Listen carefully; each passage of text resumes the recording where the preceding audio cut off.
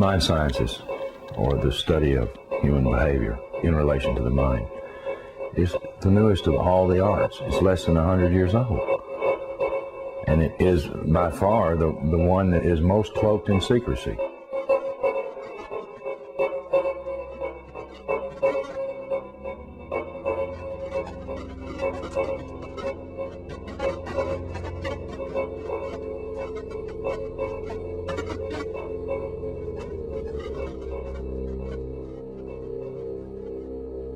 The origins of psychological warfare were in Nazi Germany, and in the Nazi ideology they had something that was called Weltanschauungskrieg, which means worldview warfare.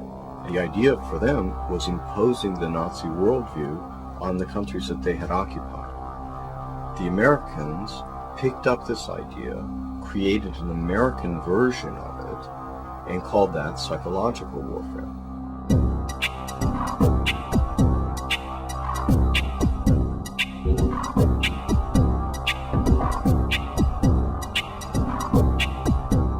In trying to understand psychological warfare and in trying to understand the American approach to the post-war efforts to control people's minds, both as individuals and on a mass scale, there's a lot of illusions about how that was done. Were Nazis involved in that process? Yes, they were. Project Paperclip was a United States government-sanctioned CIA operation for the importation of Nazi and fascist scientists into the United States.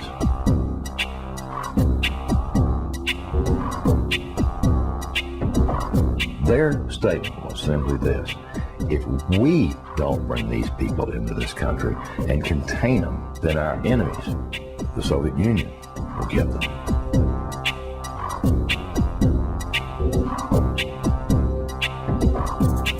The first wave was to bring these scientists. There was 700 odd propulsion scientists, and then there were some 600 and some odd mind sciences people that they brought in. The CIA was given the responsibility of actually placing the individuals that had a Project Paperclip into the military-industrial complex, including our colleges and universities.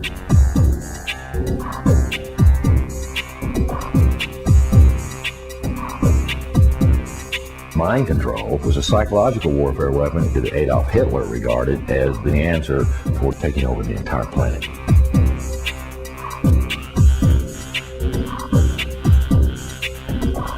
The name for the mind control research in this country was MK-Ultra. MK-Ultra was one program of a series of programs that came out of the CIA to experiment with different types of mind control, using drugs, using electroshock, using insulin shock, and other techniques.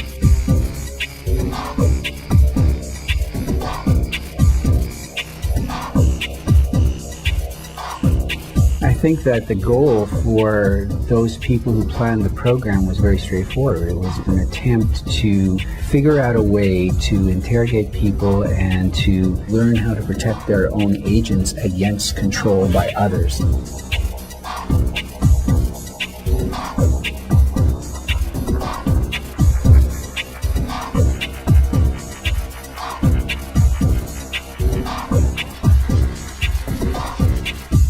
If you put someone in a position of being disabled by not feeding them or not allowing them to sleep or overwhelming them with sound, if you use massive shock treatment and you give people massive doses of drugs such as PCP or mescaline or amphetamines or LSD, and if you put them in periods of darkness where they can't predict from one minute to another what is going to happen next, so they're always dreading, there's no consistency to sort of what's going to happen, anybody can be put in a position of being open to brainwashing.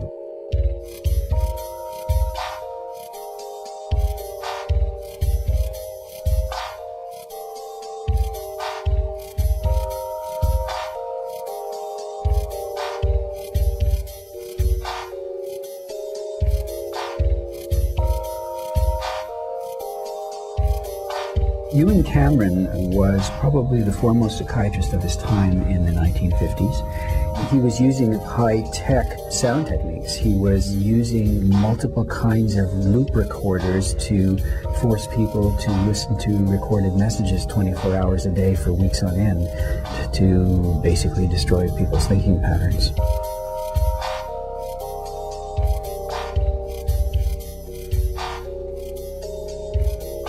He injected the lysergic acid into the vein, and he patted me on the shoulder and said, "Now there, lassie, we'll see you later." And I started to feel very frightened, and the fright became a terror. And I sort of began throwing myself from one side of the room to the other. I didn't know what to do to stop this feeling. It felt like my bones were melting, that I just didn't know who I was anymore.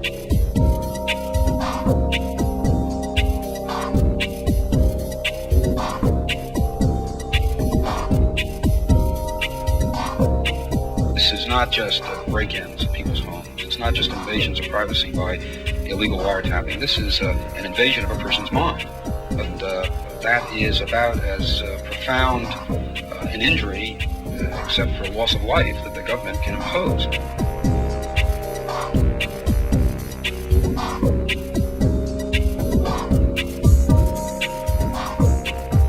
This was a post-Nazi program, if you will. It was an Americanization. I've often made the statement, and I still make it flippantly. The Nazis didn't lose the war. They just had to move. Now it's 50 years later. Now they're much more clever, much more sophisticated. They have a lot more money to spend.